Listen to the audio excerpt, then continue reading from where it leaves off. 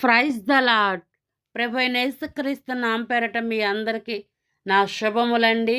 Bible స్టడీలో ఈరోజు మనం నేర్చుకోబోతున్న అధ్యాయము కీర్తనలు 69వ అధ్యాయము మనం నేర్చుకుందాం.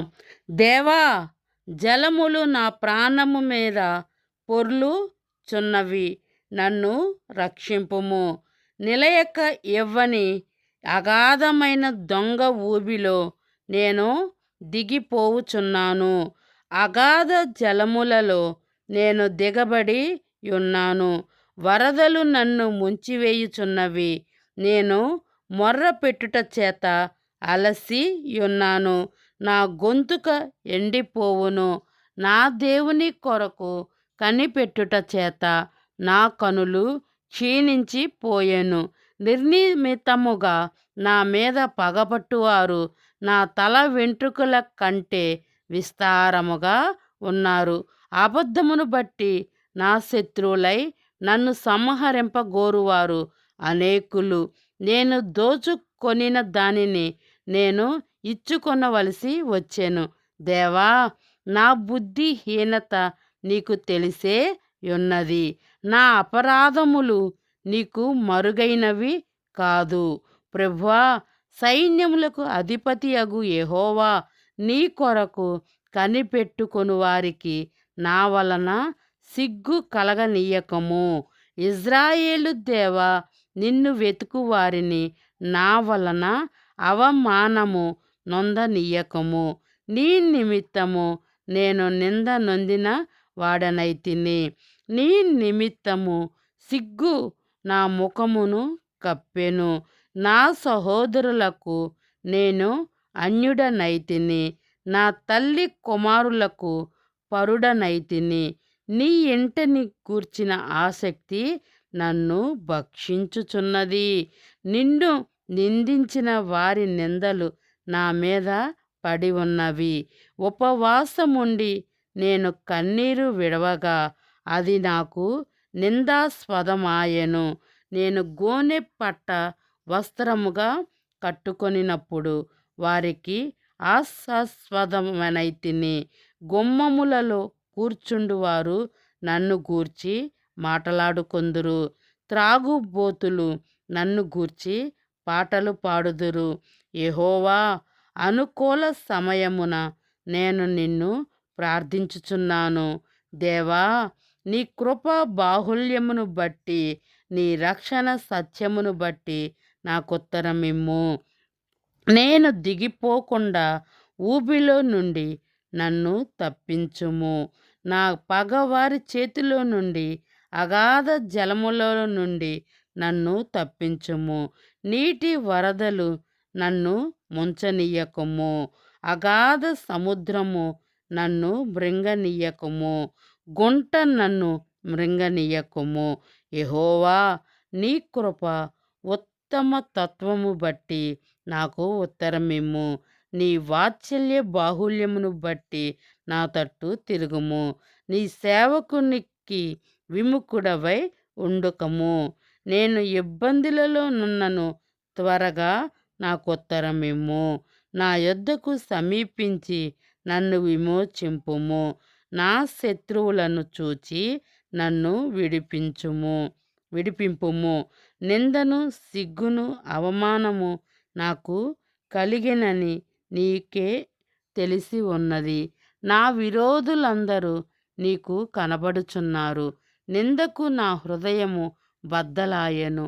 నేను బహుగా కృషించి ఉన్నాను.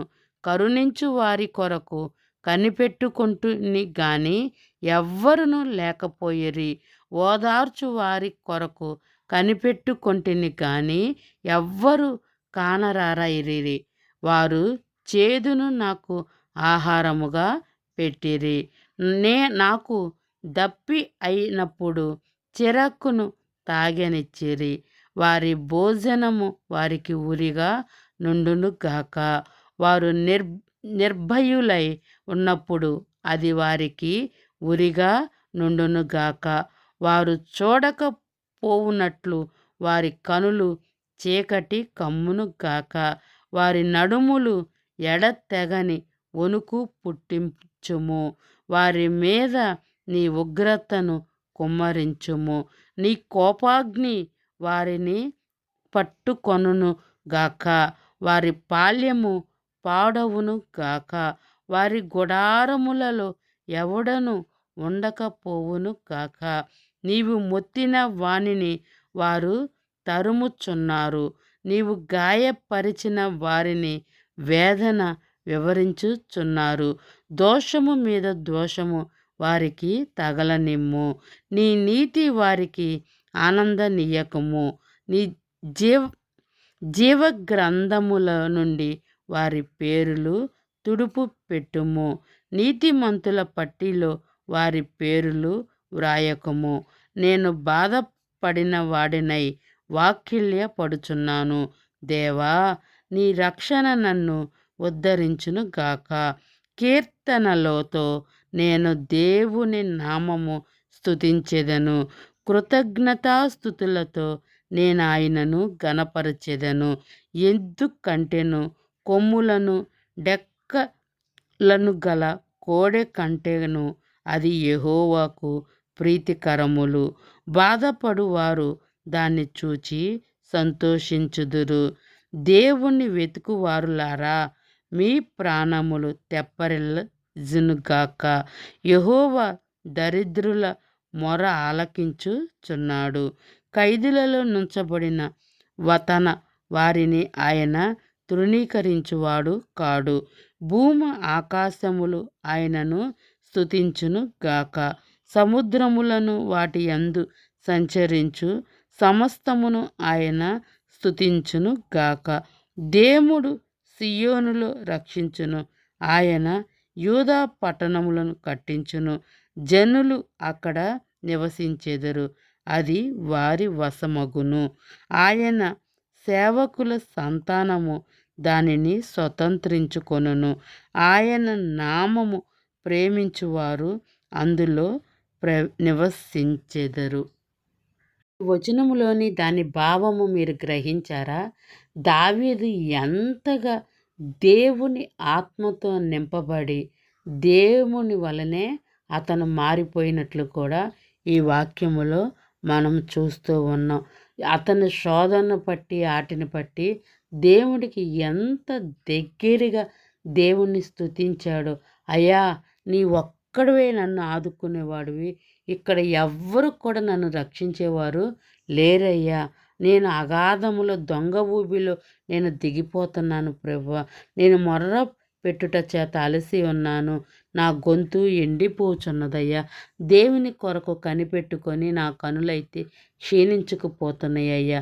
రాయ్యా, త్వరగా రాయ్యా, నాకు జవాబు ఇవ్వయ్యా, నన్ను ఆదరించయ్యా, నాకు సహాయం చేయయ్యా.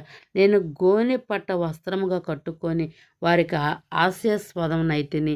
ఇతరులు నన్ను చూసి వారు నన్ను నిందిస్తున్నారయ్యా, నన్ను ఎగతాళి చేస్తున్నారయ్యా. త్రాగుబోతులు నన్ను గూర్చి పాటలు పాడుతున్నారయ్యా. దేవా, నన్ను రక్షించయ్యా. నీ సత్యమును బట్టి నాకు త్వరగా ఉత్తరం ఇవ్వయ్యా. పగవారి చేతుల నుండి అగాధములో నుండి నన్ను లేవనెత్తయ్యా. నీటి వరదల్లో నన్ను ముంచనీయకమయ్యా. అగాధ సముద్రములు నన్ను మృంగనీయకయ్యా. దేవా, త్వరగా నీ కృప ఉత్తమును బట్టి నాకు ఉత్తరం ఇవ్వయ్యా అని ఎంతగా తన్ను తాను తగ్గించుకొని దేవుడికి ప్రార్థిస్తున్నట్లు మనం చూస్తూ ఉన్నాం. అంతేకాకుండా 21వ వచనం వచ్చేటప్పటికి దేవుని ఆత్మతో నింపబడి దేవుని గుణశీలతల్లోకి వచ్చేసినట్లు కూడా దావీదుని మనం చూస్తాం. దేవుడికి సిలువలో ఏదైతే చేసి ఉన్నారో దావీదు తన జీవితంలో అది పలికినట్లు మనం చూస్తాం. వారు చేదును నాకు ఆహారముగా పెట్టిరి, నాకు దప్పి అయినప్పుడు చిరకను త్రాగనిచ్చిరి. ఎంతగా దేవుని ఆత్మతో నింపబడి దేవుని స్వభావంగా గుణశీలతగా మారిపోయినట్లు దావీదుని మనం చూస్తున్నాం.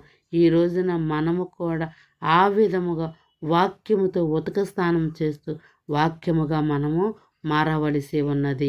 ఎందుకంటే దేవుని గుణశీలత మాత్రమే ఆయన యొద్దకు మనల్ని చేర్చును. ఎప్పుడైతే ఆయన ఆత్మ లేదో నా వాడు కాదు అంటున్నాడు. అందుకని మనము ప్రతిరోజు ప్రతి క్షణము కూడా దేవుని వాక్యము చదువుకుంటూ ధ్యానిస్తూ ఆయన వలె మనము మారిపోదాము. ఇక్కడ దావీదు ఏ విధముగా దేవుని వలె మారిపోయి మాట్లాడినట్లు మనం చూస్తాం. ఎంతగా ఆయన ఆత్మతో నింపబడ్డాడో కూడా మనం ఇక్కడ చూస్తున్నాం. అర్థమైందా పిల్లలు? మనం రోజుకొక అధ్యాయం చదువుకుంటున్నాం. దాన్ని నేర్చుకొని దానిలాగా మనము మారిపోదుము గాక. గాడ్ బ్లెస్ యూ పిల్లలు.